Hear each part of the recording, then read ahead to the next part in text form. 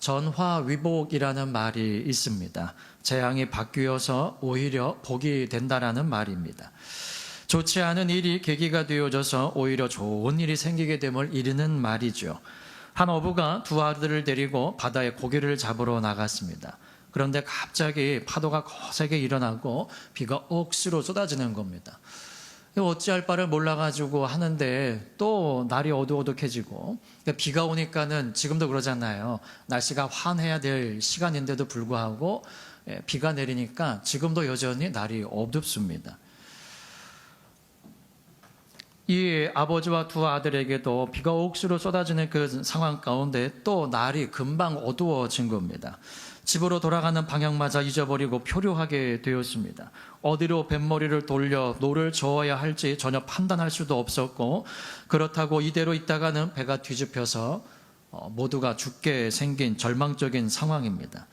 그런데 이들이 이렇게 위태로운 상황 속에서 안절부절하고 있을 때 저쪽에서 작은 불빛 하나가 보입니다. 그런데 그 불빛이 점점 커지더니 큰 기둥을 이루고 있는 겁니다. 그래서 그 불기둥을 보고 저쪽에 육지인가 보다 하고 노를 저어서 갔습니다. 그런데 그 순간 바다로 나간 남편과 두 아들을 기다리던 부인이 돌아온 남편과 두 아들을 그 해안가에서 기다리고 있는 겁니다. 그런데 남편을 만나고 두 아들을 건강하게 만난 기쁨도 잠시 그 아내가 이렇게 말을 합니다. 여보, 집이 불탔어요. 근데 그 이야기를 듣는 이 아버지와 두 아들은 서로 얼굴을 보면서 와 하는 거예요. 그리고 무릎을 꿇고 신에게 감사를 드렸습니다. 오, 감사합니다. 만약 우리 집에 불이 나지 않았더라면 우리는 육지를 찾지 못해 지금쯤 바다에서 죽었을 것입니다. 집이 불탔다라고 하는 것은 슬픈 소식이긴 한데, 그 집이 불타고 그 불기둥을 만들므로 말미암아 등대가 되어져서 자기들을 살렸다는 겁니다. 집을 잃은 것과 생명을 잃는 것은 무엇으로 비교할 수가 있겠습니까? 이런 것이 전화위복이 아닐까요? 이처럼 고난이라고 하는 것은 때때로 우리에게 예상하지 못했던 다른 쪽으로의 복을 가져옵니다. 성경에도 이러한 일들은 많이 기록이 되어져 있습니다. 사울에게 쫓겼던 다윗도 그렇고요. 또 모든 재산과 자녀들이 한꺼번에 죽었던 욥도 마찬가지이고, 또 형들의 시기로 인하여서 노예로 팔렸던 요셉도 마찬가지고요. 그러니까 성경에는 그런 전화위복의 삶을, 예수 그리스도를 만나고 하나님을 온전히 의지함으로 말미암아 그러한 것을 경험한 사람들이 참 많이 있습니다. 영적으로도 마찬가지입니다. 이 땅 가운데서 잠깐 당하는 고난은 우리에게 전화위복이 되어져서 크고 아름다운 상을 가져다 둘 것을 믿습니다. 히브리서 10장 35절 36절에 이렇게 말씀합니다. 그러므로 너희 담대함을 버리지 말라. 이것이 큰 상을 얻느니라. 너에게 인내가 필요함은 너희가 하나님의 뜻을 행한 후에 약속을 받기 위함이라. 하나님의 뜻을 행한 후에 약속을 받는다. 이것은 하나님께서 우리에게 약속하신 바 영생의 약속이고요, 하나님의 선물인 동시에 우리에게 있어서는 모든 것들의 결과입니다.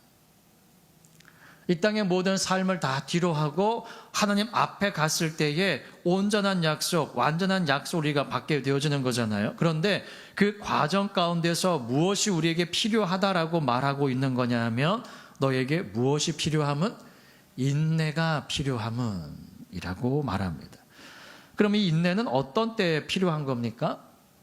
로마서 5장 3절에 우리가 환난 중에도 즐거워하나니 이는 환난은 인내를 이라고 말합니다. 그러니까 어려움 가운데 있을 때에 인내라는 것이 필요한데, 이 인내가 필요하게 되어지는 것은 하나님의 뜻을 행한 후에 하나님께서 우리에게 약속하신 것을 받기 위해서 인내가 필요하다는 겁니다. 근데 그 인내는 언제 하는 거라고요? 환난 가운데 하는 거라고요. 그러니까 환난이라고 하는 것은 우리에게 아주 안 좋은 것만은 아니라는 겁니다. 그러니까 하나님께서 우리에게 주시는 좋은 선물이 환난이라고 하는 포장에 쌓여가지고 우리에게 올 때가 많이 있다는 것이죠. 우리가 선물을 받을 때 포장지가 참 예쁘면 그 안에 정말 좋은 선물이 들어있을 것이라고 생각이 되어집니다. 그리고 포장지도 아니하고 그냥 종이백에 넣은 것도 아니고 까만 비닐봉지에 넣어가지고 선물을 줍니다. 그러면은 그 안에는 뭐 생선 토막이라든지 그냥 뭐 아무것도 아닌 정말 하잘것없고 보잘것없는 선물이 들어있을 것이라고 생각을 하게 됩니다. 하나님께서 그 아들 예수 그리스도를 이 땅 가운데 보내주셨을 때에도 유대인들은 그렇게 생각을 했습니다. 선물이 마음에 안 들었어요. 그 선물이라고 하는데 선물같이 보이지도 않는 겁니다. 그래서 멸시했어요. 그리고 그분이 하시는 말씀을 들을 때, 야, 이거 바리새인과 서기관들로부터 우리가 하나님의 말씀을 많이 들었는데 그들이 했던 말과는 전혀 다른 차원의 말씀이고, 또 이분이 행하시는 일들을 보니까 정말 놀라운, 그럼에도 불구하고 하나님의 아들로 인정하지를 않습니다. 그리고 포장지를 찢어버릴 뿐더러 그 선물 자체를 찢어버렸습니다. 우리는 그거 받지 않겠다는 겁니다. 마음에 들지 않겠다는 이야기죠. 계시록 14장에 보면 이런 말씀이 있습니다. 셋째 천사가 그 뒤를 따르는데 큰 음성으로 이런 말을 합니다. 만일 누구든지 짐승과 그의 우상에게 경배하고 이마에나 손에 표를 받게 되어지면 거룩한 천사들 앞과 어린 양 앞에서 불과 유황으로 고난을 받으리니 밤낮 쉼을 얻지 못하리라 라고 하십니다. 그러면서 이런 말씀을 합니다. 성도들의 인내가 여기 있나니 저희는 하나님의 계명과 예수 믿음을 지키는 자니라. 아멘. 잠시 잠깐 당하는 어려움이 싫어서 짐승과 그의 우상에게 경배하면 지금 당장은 내가 평안한 것 같은 것 그렇게 여겨질 수도 있지만 결과적으로는 불과 유황에서 고난을 받게 되어지고 밤낮 쉼을 얻지 못하게 된다는 겁니다. 그러니까 지금의 어려움 가운데서도 인내해야 된다는 거예요. 근데 그 인내할 수 있는 게 그냥 우리가 그래 조금만 더 버텨보자 이런 것이 아니라 무엇을 가지고 인내한다는 겁니까? 하나님의 계명, 말씀과 예수 믿음, 예수를 향한 믿음을 가지고 성도는 인내해야 된다라고 말씀하는 것입니다. 그러니까 종합적으로 말씀을 들으면 인내라는 것이 우리에게 필요한데 그 인내라고 하는 것은 고난 가운데 인내하게 된다는 겁니다. 근데 인내하는 것이 우리가 그냥 우리의 힘으로 버티는 것만이 아니라 하나님의 말씀과 예수님을 향한 믿음으로 인내하게 된다는 것인데 그렇게 되어지면은 하나님께서 우리에게 약속하신 것을 우리가 받게 되어진다는 거죠. 그래서 히브리서 10장 37절 이후에 보게 되어지면은 잠깐 후면 오실 이가 오시리니 지체치 아니하시리라. 오직 나의 의인은 믿음으로 말미암아 살리라. 또한 뒤로 물러가면 내 마음이 저를 기뻐하지 아니하리라. 우리는 뒤로 물러가 침륜에 빠질 자가 아니요 오직 영혼을 구원함에 이르는 믿음을 가진 자니라. 우리가 아이들을 볼 때에 아픈 만큼 성숙한다는 말을 합니다. 아이가 감기라도 걸리고 나면은요 되게 많이 잘한 것처럼 여겨지게 됩니다. 그러니까 우리에게 닥쳐지는 고난이라는 것이 그렇습니다. 하나님께서 우리를 보실 때, 야, 얘 봐라. 이 고난 한번 주었더니 애가 이렇게 성장했네. 이런 믿음의 성장을 하나님께서 우리로 하여금 보고 싶으신 것입니다. 그래서 그 환난 가운데 뒤로 물러가게 되어지면은 침륜에 빠지게 된대요. 침륜이라고 하는 것은 멸망입니다. 그러니까 우리는 뒤로 물러가 멸망에 빠질 자들이 아니라 영혼을 구원함에 이르는 믿음을 가진 자라는 겁니다. 그 더 큰 믿음을 갖기를 원하시죠? 그 더 큰 믿음은 환난 가운데서 연단받은 믿음입니다. 그러니까 고난이 없으면 내가 지금 어느 정도의 수준의 믿음에 처해 있는지 내 스스로 판단이 되어지지를 않습니다. 늘 평안해 보세요. 공부하지 않아도 늘 100점 맞아 보십시오. 그 아이가 공부하겠습니까? 공부 안 합니다. 할 필요를 못 느끼죠. 왜? 아니, 뭐 항상 시험 보면 그냥 100점인데요. 뭐 그냥 선생님 말씀하시기 전에 이미 나는 다 알고 있는데요. 뭐 그러니까 미리 알고 있기 때문에 강사가 이야기하는 것을 더 잘 이해하고 들을 수는 있지만, 그래서 여러분들 생각을 해보세요. 한 번 들어서 몰라요. 그럼 2번 들으면 되죠. 2번 들어서 몰라요. 그럼 3번 들으면 되는 거예요. 9번 들었는데 모르겠어요. 그럼 10번 듣고 알면은 되는 거예요. 한 번 들어서 아나, 10번 들어서 아나, 아는 거는 똑같은 겁니다. 다시 말하면 노력이 있어야 되는 거예요. 노력. 신앙적으로도 마찬가지입니다. 하나님의 말씀을 첫 번째 알아듣고 행하는 사람들이 있어요. 그러나 한 번 들었는데 무슨 말인지를 모르겠어요. 뭐를 하라고 하는지도 도대체 모르겠어요. 한국말인데 영어로 들려요. 그러니까 이해가 안 된다는 말이죠. 2번 들었습니다. 3번 들었어요. 10번 들었어요. 15번 들었어요. 이러면 되는 거예요. 그러면 바른 길 갈 수가 있는 겁니다. 근데 우리는 어떻습니까? 이해가 안 되면 모르겠어. 그리고 안 들으려고 하고 또 듣지도 않습니다. 그러면 이제 계속 모르는 상태로 있게 되어지는 거죠. 아이들이 공부를 하는데 이거 모르겠어. 그리고 그냥 팽개쳐 놓으면은 그거는 영원히 모르는 겁니다. 1 더하기 1이 얼마인지 아시죠? 얼마입니까? 2예요, 2. 여러분들은 알고 계시기 때문에 대답을 하죠. 1 더하기 1이 뭔지 모르는 사람은요, 그거 정말 절대로 풀 수 없는 문제예요. 우리는 되게 쉽다라고 생각을 하는데 그게 뭔지 모르는 사람은요, 영원히 풀 수 없는 숙제입니다. 아니까 풀 수 있는 거죠. 오늘 본문 말라기서는 주전 5세기 중엽에 기록된 책입니다. 구약 성경의 맨 마지막 책이죠. 근데 이 말라기 선지자가 당시 이스라엘 백성들의 잘못을 책망을 하고 회개를 촉구하는 메시지인데, 특별히 그들의 잘못된 예배 생활을 꼬집고 있습니다. 예배가 잘못되면 심령 상태가 뒤틀어지게 되어지고요, 도덕성이 흔들리고 결국은 모든 삶이 부패되어집니다. 당시 이스라엘의 상태가 바로 그랬습니다. 그들은 제사장부터 일반 백성에 이르기까지 모두 다 예배의 실패자였고, 그로 인해서 도덕적 부패와 사회적 혼란을 겪고 있었습니다. 하나님께서 그들을 선택을 하셔서 하나님의 자녀 삼아주시고 백성 삼아주셨는데, 하나님과는 동떨어진 삶을 살아가시는 거예요. 내가 낳은 자식인데 그 자식이 내 말대로 하지 않을 때 훈계하고 책망하고 매를 들다가 결과적으로는 뭐라고 말합니까? 나가. 너는 이제 내 자식 아니야. 라고 말을 해요.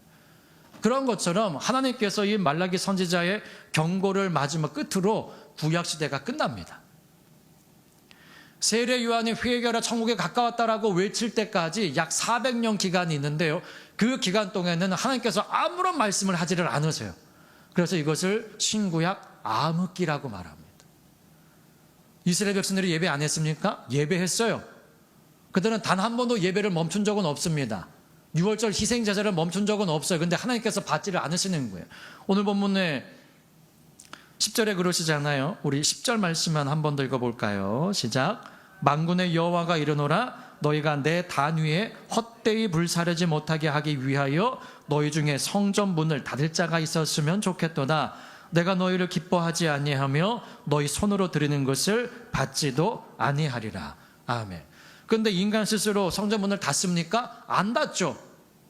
내 스스로 그렇게 하고 싶지는 않아요. 그런데 이미 마음과 삶은 하나님과 떨어져 있는 삶, 문은 열려져 있는데 들어가지 아니하는 삶을 살고 있는 겁니다. 그래서 하나님께서 문을 막아버리셨어요. 육신적으로 보는 문은 열려져 있어가지고 여전히 그 안에 들어가서 제사 드리고 있는데 하나님이 그곳에 계시지를 않습니다.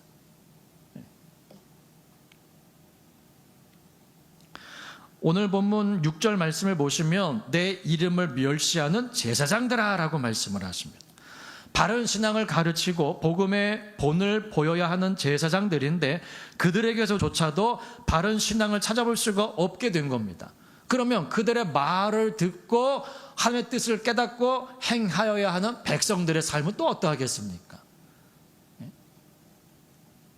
윗물이 맑아야 아랫물이 맑은 법이죠. 그게 세상의 이치입니다. 개가 옆으로 가면서 야 임마 똑바로 걸어 라고 하면 그 개가 똑바로 걷습니까? 예? 훈장 선생님이 바람풍자를 써놓고 자 따라 읽어라 바람풍, 아이들이 뭐라고 읽습니까? 바람풍이라고 합니까? 바람풍 그러죠. 예? 그러니까 야 이놈들아 바람풍이 아니고 바람풍이라니까. 그러니까 아이들은 또 바람풍 그러는 거예요. 훈장 선생님이 바람풍을 바람풍 그러면서 아이들 보고 바람풍이라고 하라고 하는 것은 말이 안 됩니다. 아이들은 가르침 받은 대로 행하는 거죠. 그것만 해도 잘하는 겁니다. 그래서 예수님께서도 너희가 나를 주와 선생이라고 하니 맞다, 내가 그러하다. 내가 너희의 주와 선생이 되어 너희도 내가 행한 것을 행하게 하려 하여 본을 보였노라 라고 하십니다. 또 예수님의 삶을 온전히 따라갔던 사도 바울도 뭐라고 말합니까? 내가 주 예수를 본받는 것처럼 너희는 나를 본받는 자 되라라고 말을 합니다. 그게 본이죠, 본. 그런데 이 구약의 마지막 시대에 살고 있었던 제사장들은 그렇지를 않았다는 겁니다. 이들 가운데는 하나님을 경외하고자 하는 마음은 있었어요. 그것까지도 없어진 것은 아닙니다. 그런데 그 경외하는 모습조차도 하나님을 사랑하는 마음은 없고 그저 그냥 그렇게 해야 한다라고 하는, 성도이기 때문에 예배 드려야 된다라고 하는, 예배 안 드리면 그냥 찜찜해요. 괜히 뭔 일이 일어날 것 같고 그런 마음이 있으니까 예배 드리는 경우도 있습니다. 하나님을 사랑하는 마음으로 늘 언제나 예배할 수 있기를 예수님의 이름으로 축복합니다. 성도의 의무로서나 아이고 내가 그래도 교회 권사인데, 그래도 내가 집사인데, 장로인데, 목사인데 그래서 예배에 참여하는 것은요 큰 유익이 되지를 못합니다. 사람들이 볼 때는 와 있어야 될 사람이 와 있기 때문에 라고 할 수 있지만 하나님은 그렇게 보지를 않으시죠. 이사야 29장 13절에 보니까 이 백성이 입으로는 나를 가까이하며 입술로는 나를 존경하나 그 마음은 내게서 멀리 떠났나니 그들이 나를 경외함은 사람의 계명으로 가르침을 받았을 뿐이라 합니다. 이 나를 가까이하며 입술로 나를 존경한다라고 말하는데, 가까이하다, 존경하다라고 하는 말은 예배 행위를 의미하는 겁니다. 당시 히스기야 왕 주도하에 남왕국 유다에서는 예루살렘을 중심으로 하여서 전국적인 종교 정화 작업이 일어났습니다. 이기도의 관행들과 우상들은 여지없이 척결되었고 모세 때 고유한 예배의식이 다시금 부활되어졌습니다. 열왕기하 18장 3절 이후에 히스기야가 그 조상 다윗의 모든 행위와 같이 여호와 보시기에 정직히 행하여 여러 산당을 제하며 주상을 깨뜨리며 아세라 목상을 찍으며 모세가 만들었던 놋뱀을 이스라엘 자손이 이때까지 향하여 분향함으로 그것을 부수고 느후수단이라 일컬었더라. 히스기야가 이스라엘 하나님 여호와를 의지하였는데 그의 전후 유다 여러 왕 중에 그러한 자가 없었으니 곧 저가 여호와께 연합하여 떠나지 아니하고 여호와께서 모세에게 명하신 계명을 지켰더라. 아멘. 자기 자신만을 노려오는 것이 아니라 백성으로 하여금 모두가 다 여호와께로 돌아올 수 있는 길을 히스기야 왕이 열었다는 거예요. 하나님이 원하시는 모습이 이러한 모습 아닐까요? 집에 가장이 잘못된 길을 걸어가게 되면요 다 그렇게 되어져 가는 겁니다. 여리고성 함락 때 보십시오. 그때 누가 범죄했습니까? 아간이 범죄했어요. 간이 부었나 봐요. 네. 이 아간이 범죄를 했는데 결과적으로는 누가 재앙을 당했습니까? 아간뿐만 아니라 가족 전체가 재앙을 당했습니다. 한 사람의 지도자가 다른 생각을 가지고 다른 길을 걸어가게 되어지면은 그 죄악의 열매를 나 혼자만 먹는 것이 아니라 그 열매를 나누는 모든 사람들이 다 범죄하게 된다는 겁니다. 하와 보십시오. 자기만 먹고 끝냈으면 되는데 그것을 누가 갖다 줍니까? 자기 남편에게도 갖다 주어요. 그 남편이 뭐합니까? 덥석 받아 먹습니다. 그래서 함께 쫓겨났어요. 함께.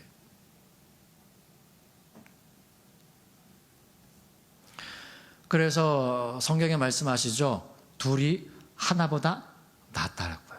왜 그렇습니까? 홀로 있어 넘어지면 그에게 재앙이지만 둘이 있어 하나가 넘어지면 다른 사람이 그를 일으켜 줄 수 있다고. 혼자 누우면 거시기 하지만 둘이 누우면 따뜻하다고. 그러니까 하나님께서 우리를 이 땅 가운데 살게 하실 때도 우리를 홀로 두지 아니하시고 성령을 보내주셔서, 사실 우리가 행하는 것보다 성령이 행하시는 일이 훨씬 많습니다. 성경에 뭐라고 말씀을 하셨나요? 보혜사 성령 우리 가운데 임하시게 되어지면은 예수님이 하시는 말씀이 생각나게 하신대요. 또 우리는 우리 빌바를 알지 못해요. 근데 성령님께서 친히 우리를 위하여 탄식하시며 간구해 주신대요. 또 성령이 아니고서는 아무라도 예수를 주시려 할 수가 없대요. 그러니까 우리는 우리 홀로 할 수 있는 것이 아무것도 없습니다. 예수님을 기억하는 것, 예수님을 나의 구세주라고 고백하는 것, 또 그분이 하신 말씀들이 생각나고 그 말씀을 통하여 열매를 맺는 것, 그 열매까지도 성령의 열매래요. 그냥 나는 성령이 임하시는 통로이고 성령이 일하시는 도구일 뿐인 겁니다. 내가 칼을 들어서 맛있는 요리를 하기 위해서 물건을 자르는데 이 칼이 봤지? 내가 칼이야. 그러나 그 칼을 놔두면은 뭘 자를 수 있습니까? 아무것도 할 수 없습니다.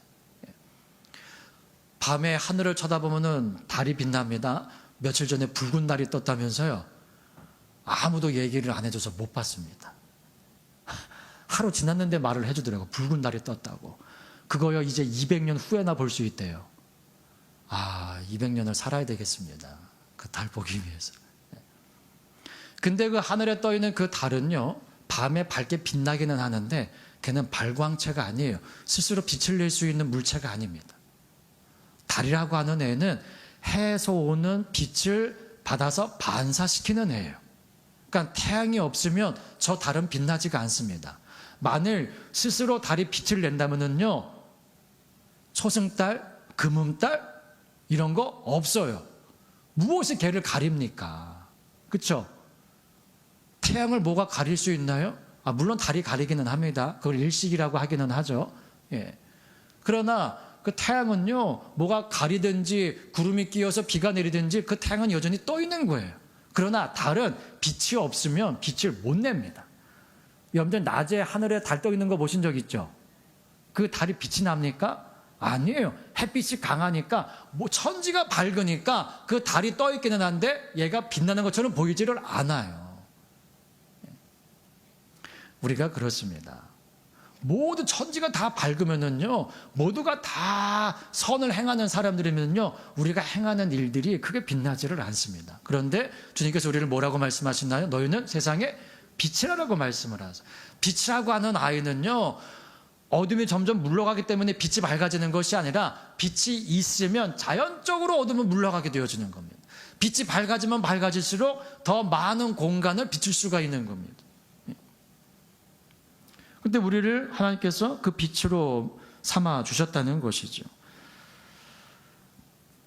창세기 3장에 하나님께서 에덴과 하와라네.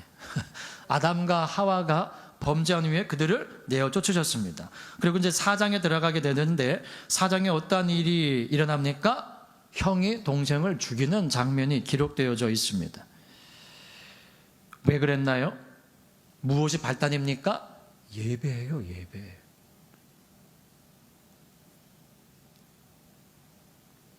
예배의 실패가 삶의 실패로 이어진 겁니다. 창세기 4장 6절 7절에 여호와께서 가인에게 말씀하십니다. 내가 분하여 함은 어찌미며 안색이 변함은 어찌미뇨 내가 선을 행하면 어찌 낯을 들지 못하겠느냐.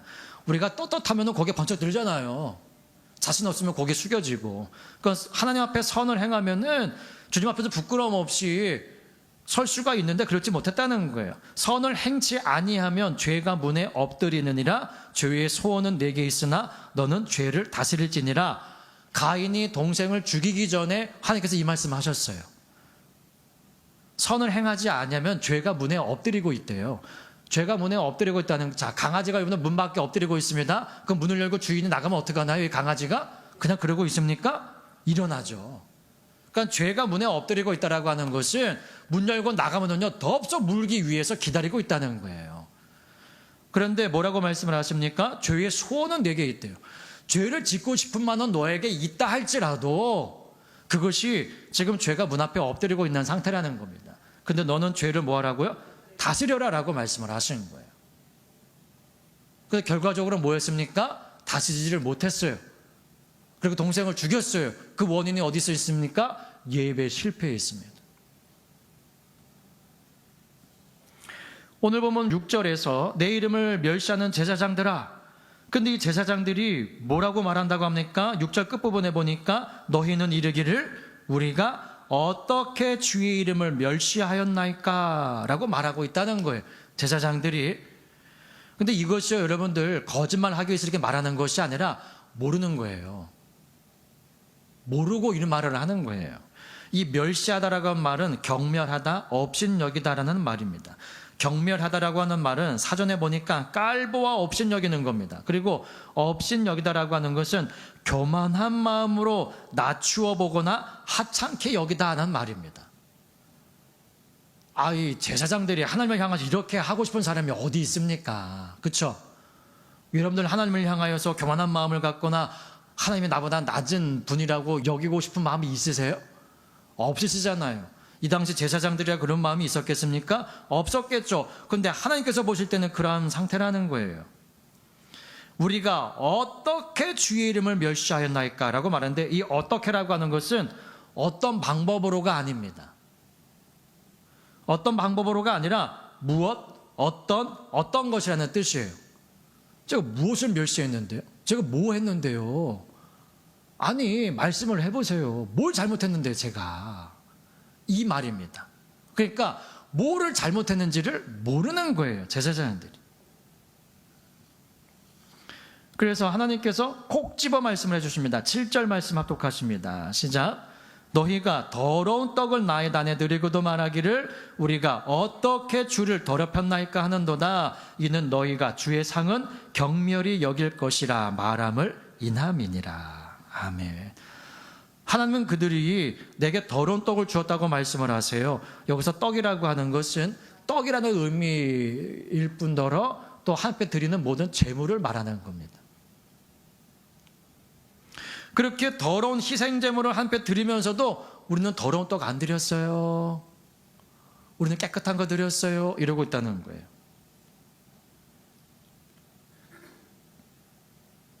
쉽게 말하면은 다른 사람한테 욕을 해놓고 나 욕한 적 없어. 내가 언제 욕했다고 그래.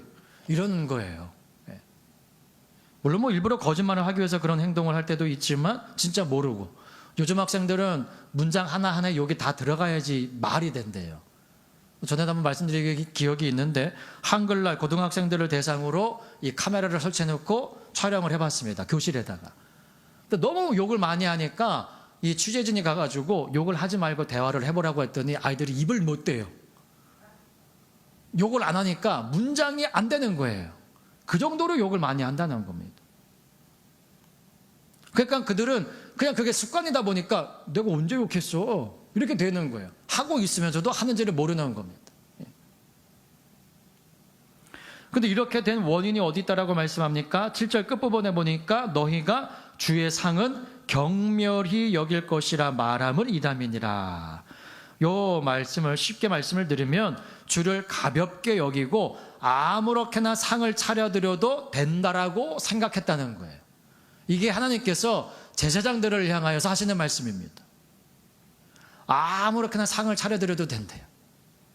그렇게 생각했기 때문에 더러운 것을 드리면서도 그게 잘못인지를 모르고 있다는 겁니다.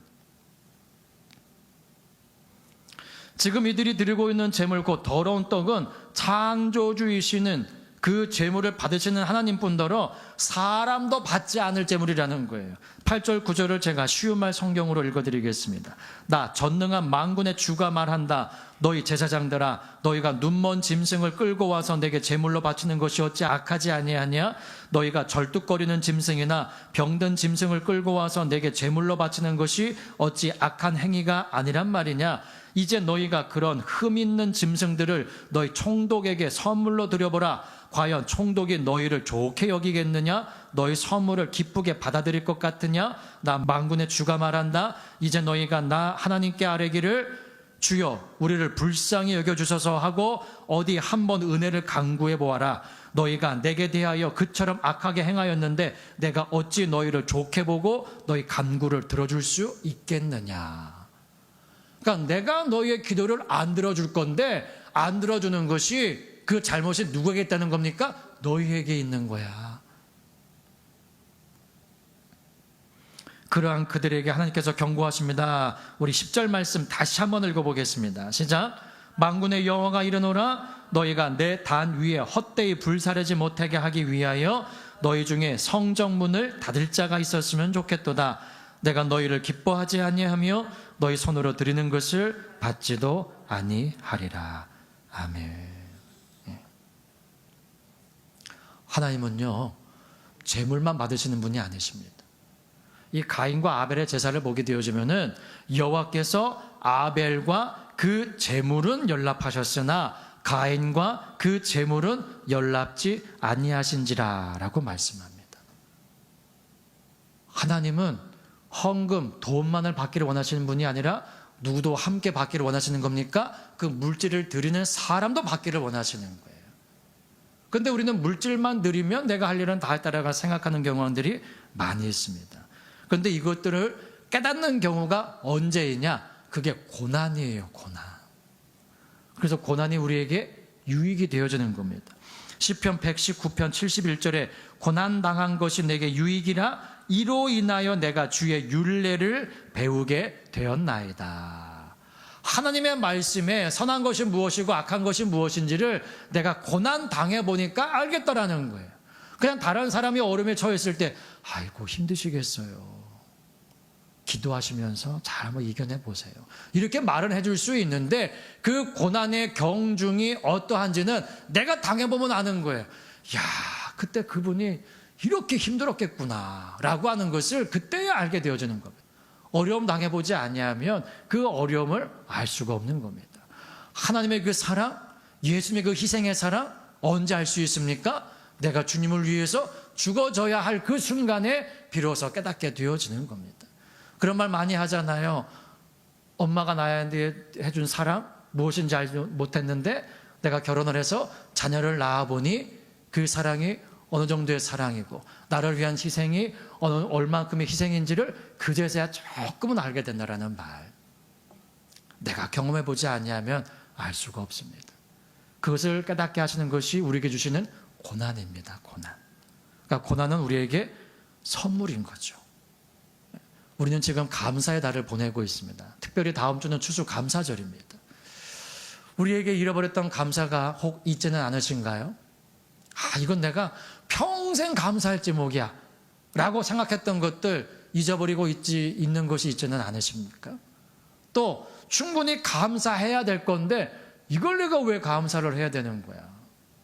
여러분, 우리 숨 쉬고 있는 거 감사해야 됩니까? 감사 안 해도 됩니까? 감사해야 되죠. 근데 감사가 잘 됩니까? 잘 안 되죠. 왜 그러나요? 나만 숨 쉬고 있는 거 아니잖아요.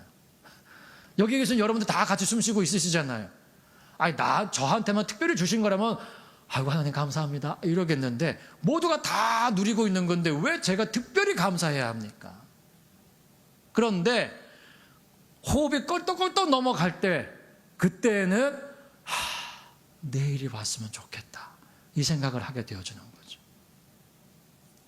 제가 찬양을 하는데 이 목 다치기 전에는요 당연한 걸로 생각을 했습니다. 그런데 목을 한번 다치고 나니까 음역대도 완전히 바뀌어졌고요. 제가 완전 고음이었거든요. 완전 테너였습니다. 그런데 음역대가 이렇게 내려와 버렸어요. 고음이 잘 안 나요. 그래서 항상 집사님이 반주할 때마다 오늘 2음 내리셨어요? 네, 2키 정도를 내립니다. 그러니까 조금 이제 편하게, 여러분들도 편하시죠? 음 내리시니까. 네. 새벽에도 항상 아마 우리 이 권사님들 찬양하시기는 힘드실 텐데 음이 낮아가지고 저는 그게 참 좋습니다. 음역대가 이렇게 내려왔어요. 그리고 목소리가 안 나오다 보니까 이게 내가 목을 보호한다고 해가지고 보호가 되는 게 아니구나. 그때부터는 찬양할 수 있는 순간이면 그냥 마음껏 찬양합니다. 왜? 언제 어느 시에 이 목이 다치고 또 소리가 안 나올지 아니면은 죽게 되어지면 소리도 낼 수가 없잖아요. 성대가 있다 하더라도. 그래서 그때부터는 주셨을 때에 감사하는 마음으로 열심히 찬양합니다. 그러니까 우리가 잃어버렸던 감사가 혹시 있지는 않냐. 그 고난의 시간들을 통하여서 다시금 감사를 우리가 회복해 주실 때에 그것을 잊지 아니하는 저와 여러분들 될 수 있기를 예수님의 이름으로 축복합니다.